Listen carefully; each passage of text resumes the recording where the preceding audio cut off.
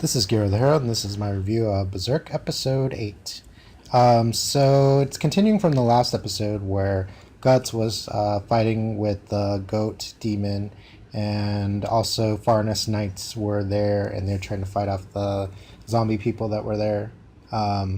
So the fight starts, and Guts is barely kind of holding on. I mean, he's not really making an effect. He's trying to basically keep Casca away from the goat man, and he shoots arrows, but it kind of just keeps the focus on him, but it doesn't really do much damage.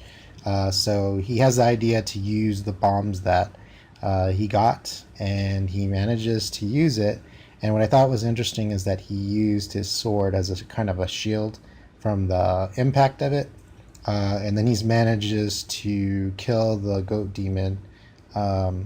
And he kind of called it a half apostle because obviously he's not going to get a bellet from it. And in the meantime, he puts Isidro in charge of Casca, and she kind of escapes, and they kind of escape into the mountains. And for the most part, we think they're going to be okay. Right after this fight with the goat demon, and Guts is kind of chasing after Casca and them. He thinks that's it, but Serpico decides to fight Guts.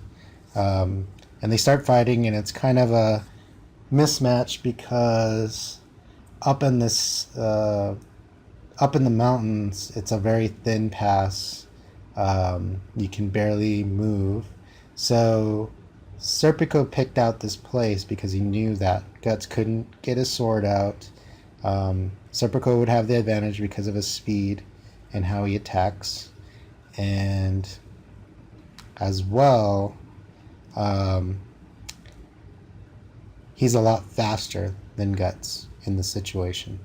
And he even uses a bomb that Guts has, so he manages to steal it from Guts, use a bomb on him.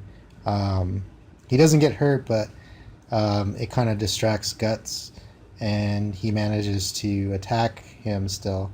And Guts kind of at first can't figure out how to fight him, but he manages to grab Serpico's sword, which I thought was a very big nod to the original series when Guts was fighting Griffin, and he manages to do that.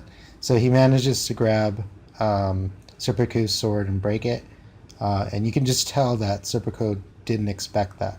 Like, he almost underestimated that Guts is a very intelligent person and also very experienced in fighting.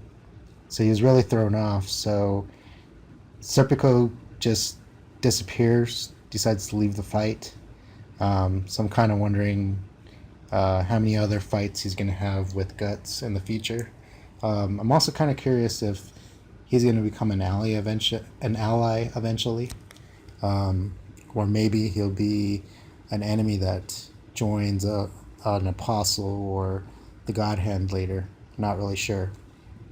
In the meantime, Isidro is trying to help Casca get down this cliff, and he manages to find a rope to get her down. And then he's eventually trying to get down, but what happens is the knights see that Casca and Nina are down there, and they capture them. And then we have a scene where Guts is like losing his mind that Isidro was in charge of Casca, and he manages to get her captured. So he kind of gets his composure again, and Guts and Isidro run to the tower. Later, inside the tower, we see that Casca and Nina are captured, and one of the torturers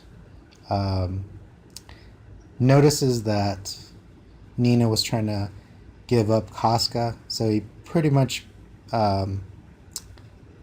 points her out that we're going to torture you first because of how you acted to your friend.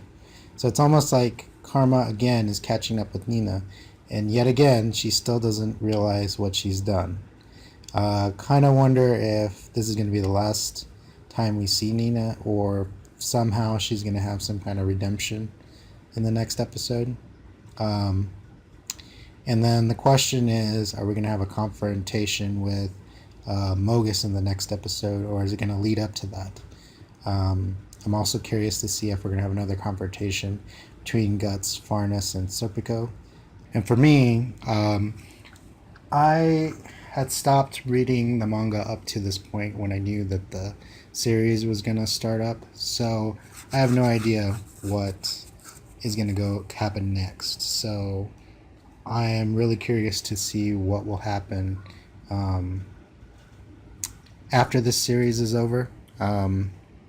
I think when we get to the last episode, I'll start reading the manga again, because I'm very curious to see what will happen with certain characters like Isidro and Serpico, and then who will survive out of like Farnus and Mogus and all the people that he's met so far. But like usual, I'm interested to see what happens if we're gonna just get like a lead up episode where not much action is gonna happen, but like a build up, or we're gonna actually get a start of a battle that's maybe like a two-part episode series. Maybe the confrontation with Mogus. So like always, comment below, subscribe, and follow me on Twitter, and I will see you next time.